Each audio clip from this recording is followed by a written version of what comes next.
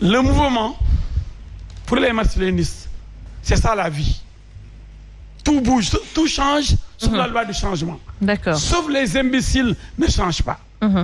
pour ñu am xam-xam. kon nag koo xam doo changé moom yaa xam mais monsieur le ministre maa lay gërëm. merci. te mon frère et maa lay félicité parce que boobu léegi sant wuñ bi le président defee ministre ba léegi. mais xam naa ne mérite la parce que président. du nommé n'importe qui ministre. moo tax Sénégal mu bëri ay noonu. ndax ñu bëri dañoo bëggoon nekk ministre yàlla nee na ba ñoo dee duñ ko nekk. loolu tax mu métti nag dene maa lay gërëm di la sant di la nekkal ci débat bi. Merci. Alors, d'y commencer débat par cette déclaration peut-être du chef de l'État bi mu waxee woon ne que day indiwaat restaurer lii di poste premier ministre tey député à l'Assemblée nationale taxawoon nañ di statuer par rapport à ça donc voté nañ ko à 92 contre 92 oui ak 2 contre donc ci noonu ñu dégg également président de la République soutenir ne que du woon erreur parce que bi ko suñu naataango France 24 ak RFI laajee ndax dafa jàpp ne que peut-être erreur la woon mu ne du woon erreur dafa amoon lu mu doon testé alors monsieur le ministre suñuy xool tey ji évolution poste premier ministre ci Senghor ba tey ci président de la République Macky Sall comment qualifier lim président de la République wax ne que moom dafa doon testé peut-être suppression poste premier ministre boobu. maa ngi leen di sant mais loolu maa ngi wax ne que président de la République dafa di koo xamante ne ci vision li ñuy wax une vision dynamique. Vision dynamique moom mooy situation bu ne dafa am position bu nit di ci jël.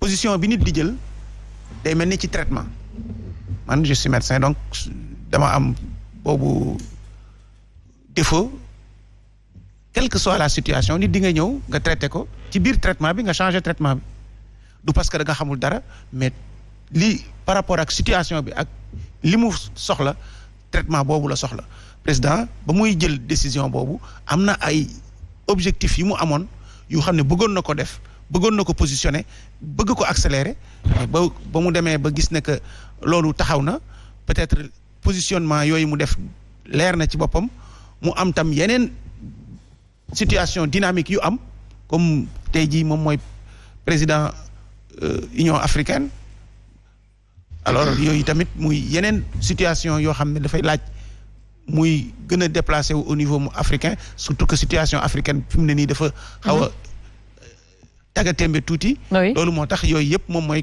des positions dynamiques en fait. mais même ci loolu sax dinañ ci ñëw par rapport ak ni mu waxee ne que dañ ko teg peut-être pour Union africaine mais laata loolu parce que foofu tam am na lu mu fa wax luñ ci mën a laajte mais est-ce que tey jii dinañ la jox peut-être nguur ñuy am lu ñuy tester ak lu ñu dul tester parce que suñu comprendre bu baax est-ce que tey jii lu toll ni poste premier ministre mën nañ taxaw naan quand même dafa am lu ma doon tester. Est-ce que du tâtonnement la ñu gis. non écoutez mooy li ma la expliquer situation bu ne dafa am noo xam ne noonu lañ koy doxalee aujourd'hui tey vérité aujourd'hui n'est pas vérité demain.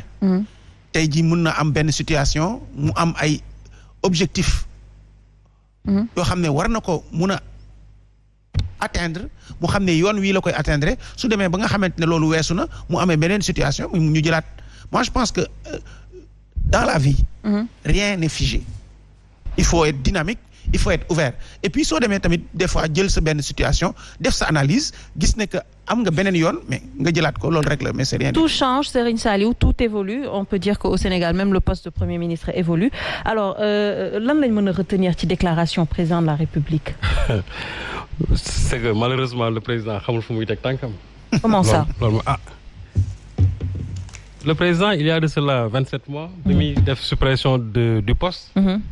D'abord, il n'avait contacté personne. Et c'est ça qui est grave en République. C'est-à-dire, voilà un président qui pense que moom xelam doy na ko ci lépp.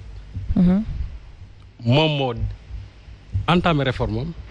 À l'époque, ceux-là qui avaient peut-être une vision sur l'importance même du poste waxoon nañ ko. Sa majorité l'a soutenu. Et ce qui est grave, c'est que majorité boobu lañ doon wax démb ak bu ma leen déggee tey ñuy wax man damay yéeme saa di ci Sénégal parce que poste premier ministre les gens ont dit carrément que amul njariñ c'est une lourdeur administrative on a dit que c'est un échelon intermédiaire dañ ko war a teggi bu ko fexee les gens ils ont accès directement au président de la République d'ailleurs on a même dit que nous allons faire, comment dirais-je, un bénéfice de 193 milliards en supprimant le poste.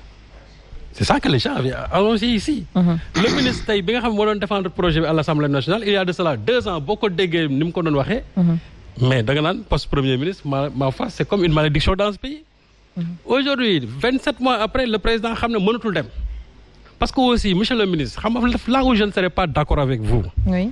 C'est quand les gens évoquent la situation de l'Union africaine.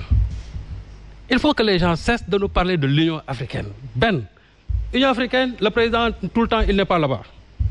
C'est-à-dire qu'il n'est pas tout le temps hors du pays. Union africaine aussi, il faut que les gens sachent que la présidence, elle est tournante. Macky Sall sera quasiment presque le 19e ou 20e président de l'Union africaine. Mais quand j'ai entendu aujourd'hui des gens dire que oui, c'est père africain, non. C'est-à-dire que c'est une présidence tournante. Tout le monde est Et puis, Union africaine, l'un femme. Union africaine, nous ne faire régler dara. La preuve aujourd'hui, il y a des coups d'État qui sont là, Union africaine, le problème aujourd'hui du Sahel est là, Union africaine, il a fallu l'intervention de la France ou bien de l'Union européenne ou bien des États-Unis pour endiguer ce problème. Aujourd'hui, il y a un conflit interne en Bir-Éthiopie. L'Union africaine ne peut même pas régler ce problème-là. Je ne parle même pas du terrorisme qui est tout près de chez nous. Peut-être sous dégué président de la République, Union africaine, non, mais Sénégal. Même dans l'exposé ça des motifs. Dans l'exposé des motifs, le Premier ministre, on n'a même pas évoqué ça. Et je crois que ça serait extrêmement grave ça, que nous devons exposer des motifs. Oui, quand même. C'est pour encore des raisons de performance et d'efficience économique, on fait revenir encore le poste. Mais le problème qui se pose, c'est quoi? C'est que le président il a vu qu'il a besoin d'un Premier ministre parce que en réalité, c'est ça. Et qu'à l'époque, quand les gens lui disaient qu'il ne faut pas supprimer le poste, c'était pour qu'au moins, assurer la cohérence gouvernementale. La preuve, tout dernièrement, toutes les grèves qu'il y a eu, etc., le Premier ministre, même si en République, il y a une prérogative, mais au moins, il coordonne l'activité gouvernementale. Au moins, il peut servir de paravent. Le gars, je veux voir le président de la République, le Premier ministre est là pour coordonner ça. Mais à l'absence du Premier ministre, regarde ce qui s'est passé récemment avec Mansour Faye et les transporteurs. S'il y avait un Premier ministre, en ce moment-là, il prendrait la responsabilité, comme il l'a fait avec les enseignants, c'est-à-dire d'appeler l'ensemble des ministres qui sont transversaux par rapport à ce problème-là. D'accord. Mais parce que amul keneen ko fi nek te xam na ne moom actuellement ne mënul gérer réew mi ba pare en même temps bëgg a toppatoo yeneen affaire mais qu'on cesse de nous parler de l'Union africaine. L'Union africaine, ce n'est absolument rien. Je peux même dire que l'Union africaine, c'est une coquille vide. Parce que, bon problème l'Union africaine réglée ici en Afrique. Absolument rien. Comme on le dit.